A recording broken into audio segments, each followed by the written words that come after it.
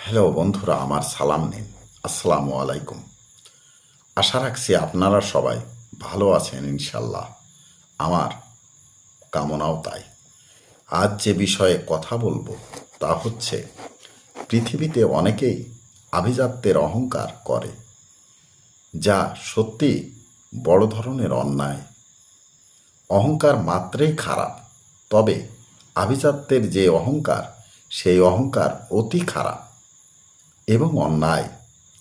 মনে রাখবেন, আভিজাত্যের অহংকারের মতো অন্যায় আর একটিও নাই।